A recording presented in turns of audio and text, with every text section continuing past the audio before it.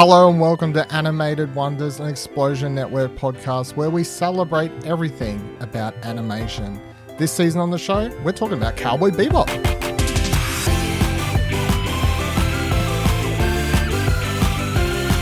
Hello, my name's Blight, and joining me to discuss this week's episodes of Cowboy Bebop is Ashley Hobley.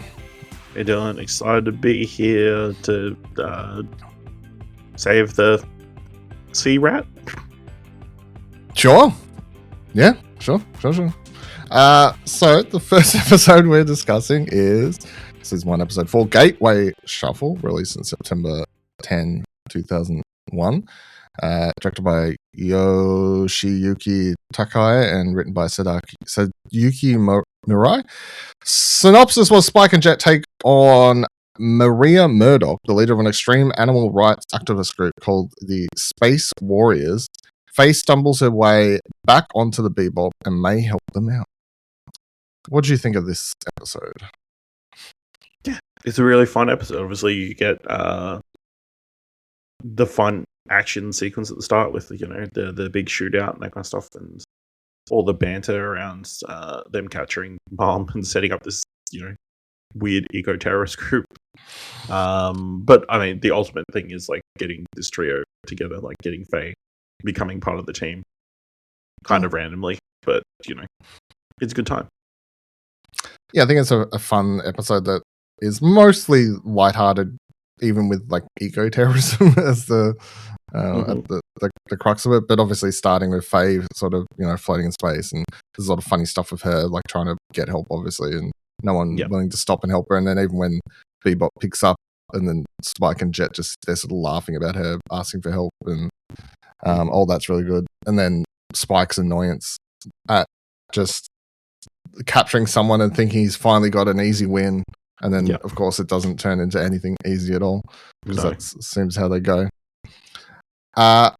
Key episode moments, I put down the first one. Eco-terrorist group introduction is wild and still works today. I don't think, even given the like how old the show is now and how long ago this was, I don't really think that this terrorist group, where they're all dressed as rats and everything going on and whatever else, it still sort of works. You still, like, if this were released today, I think it would still be like, that's totally a believable plotline, that there is a bunch of people who believe in the environment so much that they would be willing to kill people or turn people into monkeys.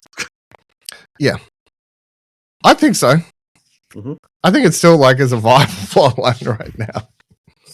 I mean, maybe not the monkey part, but I mean, it's an extreme eco-terrorist group, but it's still sort of up there. Yeah. And I enjoyed the group. Obviously, it's a bunch of mummy's boys and led by their leader, and just going to the umpteenth degree for what's happening. Is the whole idea in the future that the world's so fucked that this is what we have to, that a group like that exists. That part's all rather believable. You know what I mean? I like the layers to it, because they want to save this creature called the sea rat because it is endangered. The sea rat became a delicacy in this restaurant, but it tastes terrible, and the people only eat it because it is a delicacy, and that's why it's being ordered. So there's like a weird overpopulation, overconsumerism has caused this thing that tastes bad to be eaten. It's like a escargot, or snails are everywhere, I guess. I don't know, caviar or something like that. These things that we think taste bad are expensive. A layer to it as well.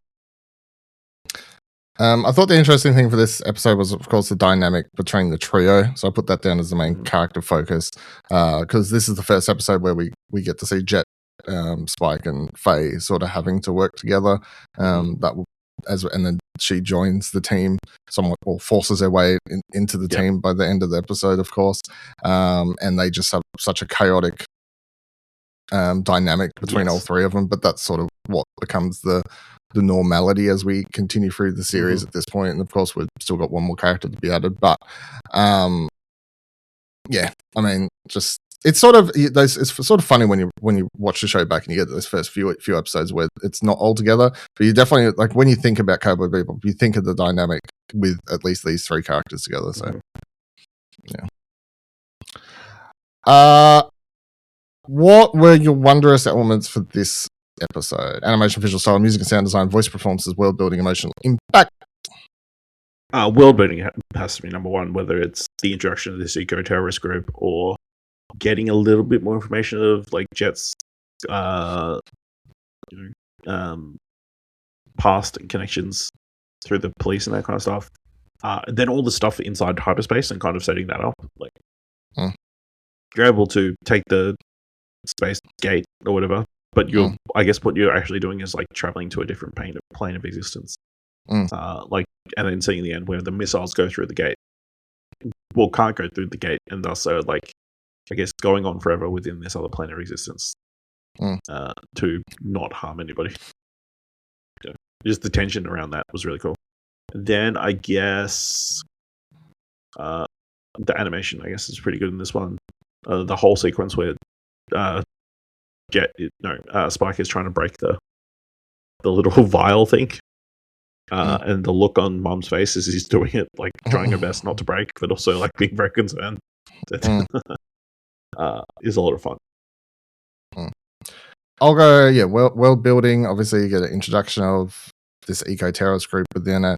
See a bit more of like, I guess, an understanding of Mars's political world structure or whatever, and the fact that the group exists and like Mars is treated as basically the new Earth or whatever. You know what I mean? Like that's still the hub. So that's where all these people are coming from within the show. It's sort of the implication. It's not Mars. It's another planet, right? I thought they all come from like everyone sort of like Mars's home. Was it? Okay. But still, I guess just the whole idea. One of the largest moons on Jupiter. So that makes sense because Jupiter's an establishing shot. Just the obviously eco group being introduced and how that all plays out and different structure between everything going there. And then I think I'll go voice performances. I think her performance paired with the just the whiny little performances from the rat dudes or whatever. So Mom, made for a different sounding episode, I think. What's your favorite scene, sequence, or character from this episode? I mean, it's probably them trying to take out all the missiles and like it keeps fucking splitting. Yeah. And then Faye offering and it's splitting into like a gazillion different little missiles and like and then the chase out of the space gate before it shuts. That was pretty cool.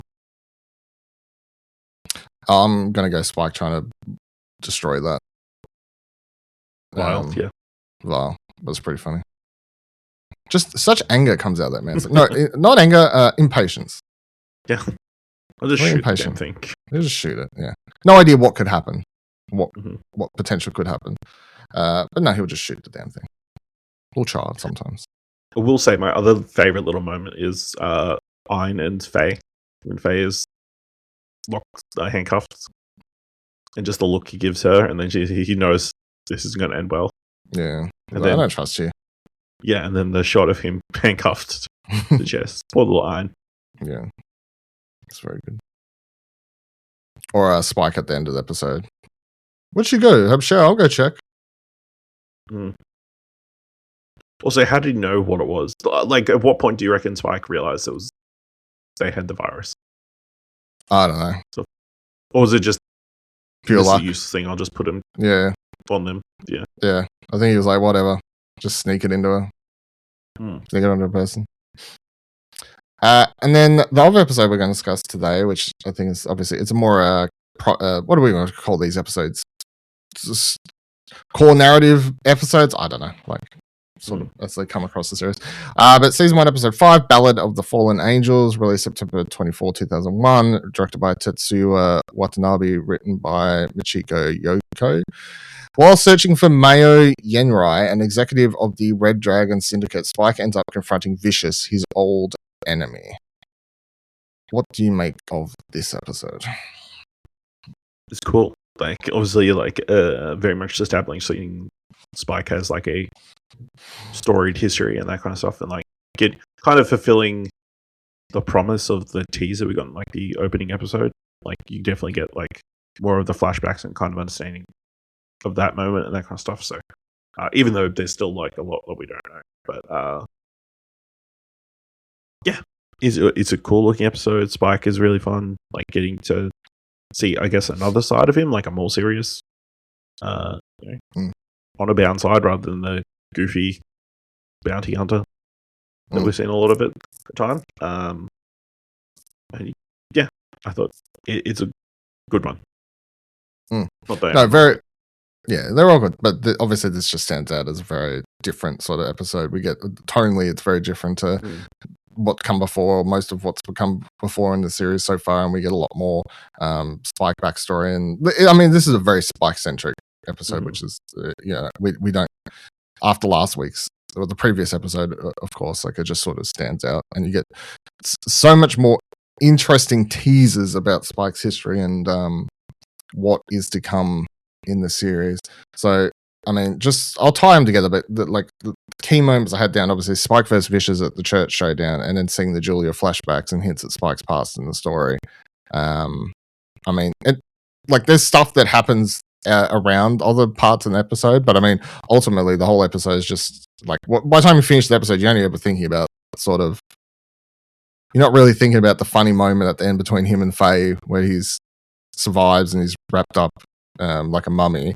Like, if you think about this episode, you're going to think about the church, you're going to think about those all flashbacks, and the episode's going to leave you thinking about what any of that sort of stuff means to Spike. And also, you get to see Spike act so differently in this episode compared to how you have seen him. So I think, would you agree? Absolutely. It's he clearly he has got a dark past, and it's established that he faked his own death to a degree. So he's running from something, and we get our first glimpse of that. Spike is so he's shown to be. We hint. It's sort of hard to talk about because we're talking about them these episodes sometimes, I think, without trying to jump ahead too much as we're doing the recordings. But we see in this that he does have a past. Obviously, we meet Vicious as this ruthless guy who's trying to track him down. We learn that Spike used to be a member of Vicious's crime group. We don't really learn too much beyond that, but that Vicious is out for revenge against him and seems to want to hunt Spike down, like, very adamantly, like, go out of his way to kill Spike one way or another. And Spike, as we see in this episode, has been running from that, has been keeping it at bay, and even when it comes down to facing it, chooses to go alone. He doesn't want to get Jet, doesn't want to get Faye. Like, it's just very much like he wants to keep these new people. It's like he's trying to keep two separate lives. I'm going to keep my past is my past to deal with, and anyone involved in my current is like, I'm going to make sure they're not going to be in danger. Keep them away. But is that a smart decision? No. Just from a pure tactical numbers game, no. But then he also knows Vicious will use them against him because he clearly puts out the bait for Faye to capture her, even though he doesn't know that Faye's only been there for like 30 minutes. He uses her to get to Jet. So, but he knows Spike will come. Yeah, is the thing, I guess. Ultimately, he knows Spike will come. Yeah. What's your wondrous elements for this week's episodes? Animation, visuals. I'm not reading them again. I already read them once. Yeah, animation, because like that church scene, it looks incredible. Let's just tie this in because I feel like we're both going to see the same thing. Favorite moment, character, or sequence? The church sequence. It's the church. And in fact, I'm going to go him falling slow motion out of the church glass windows. Yeah, that's great.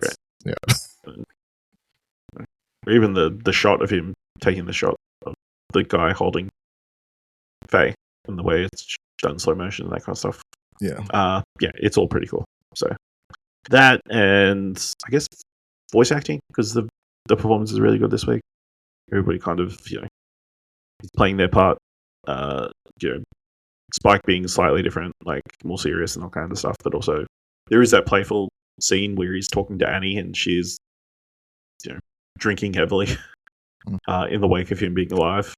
You know, you got Faye like being scared, but also like you got that sequence where she's trying to get in to meet who she thinks is Yaren, and all that kind of stuff in the opera. Yeah, so all of it, it's pretty great.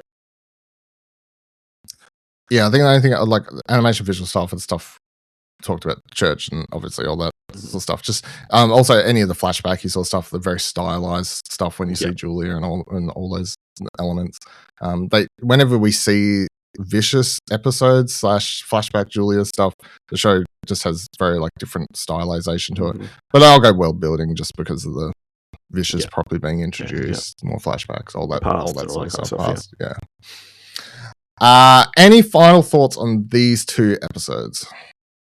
No, I mean, they're really good, but there's not a lot of things to deep dive on it because it is definitely like a setting up of future storylines, that kind of stuff. It's like, this is your first taste of this, but, you know, definitely leaves you knowing we're going to get more, like, that kind of stuff. And it doesn't, like, fill in a ton of blanks, like, how did Faye get Spike after he fell out of the building? How was he even able to survive falling from that high? Again, you would assume. And that kind of stuff. But yeah. And I enjoyed the ending of, you know, Spike being there and saying you sing off key. It's annoying. Yeah. And also, like, you get this tease of Julia and all that kind of stuff. So, like, I imagine, like, watching it for the first time, it's like, what are all these pieces that have been put in place? That kind of stuff. So, yeah, it's good stuff.